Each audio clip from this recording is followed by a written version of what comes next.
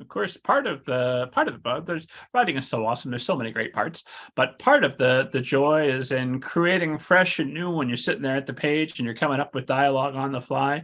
If you're The good news is you're sharing that, right? When you're outlining and deciding what the scene's going to be ahead of time, all that inspiration is shared.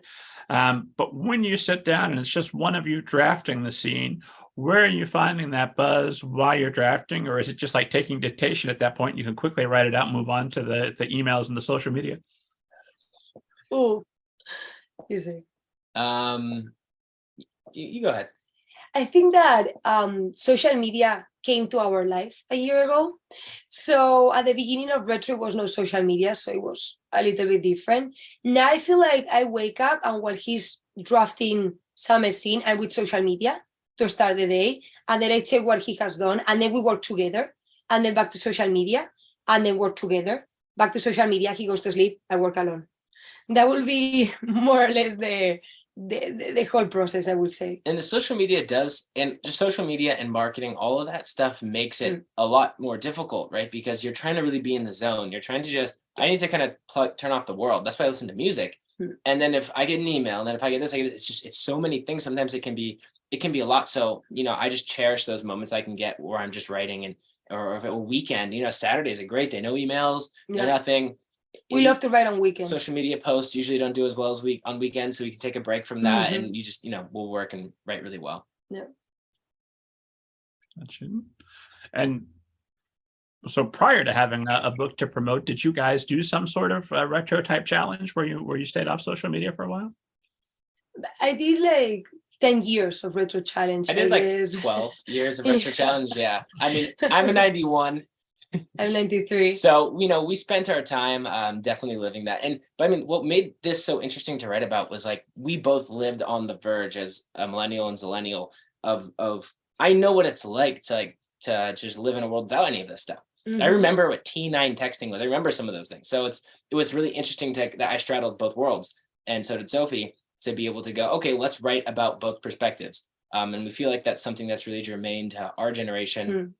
And listen, sometimes we do it. Sometimes, even if we're not writing, right? It's like, okay, today no phone. Oh yeah, that's it. We go retro mode. Yeah, we go retro mode all the time. And we say retro mode because actually we show it in the book. It's not about stop to have your phone. I mean, we're using laptops right now to talk to you. It's about, what if right now I go retro mode?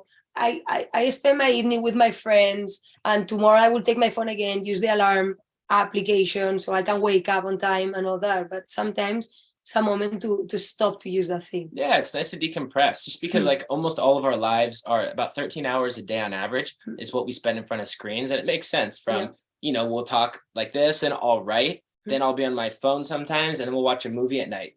Yeah, it can add up to 13 hours. And it's like, it's just really nice to take a step back and go, I'm just going to put myself on airplane mode and take a retro mode. And, we do little kind of retro like things. Like for your birthday a couple of years ago, I rented this car. That's how it came, baby. And that's how the idea for the car came.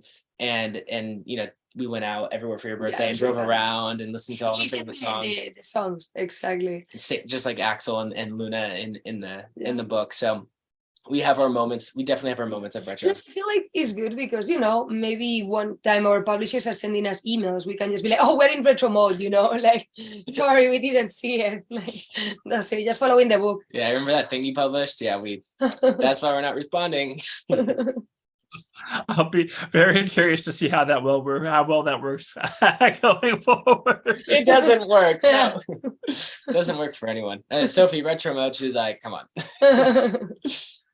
Ironically, I love so many things about doing a program like this, but one thing I like about this is, even though we're using technology to facilitate it, this is retro mode for me. Because we're talking, none of us have our cell phones out. If we were at dinner, one of us might check, oh, I got a notification. No, and you're gone for a moment. You're still there, but you're gone. Whereas right here, I'm listening to everything you're saying. You're hearing me.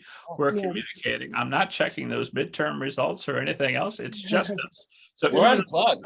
I consider the retro time.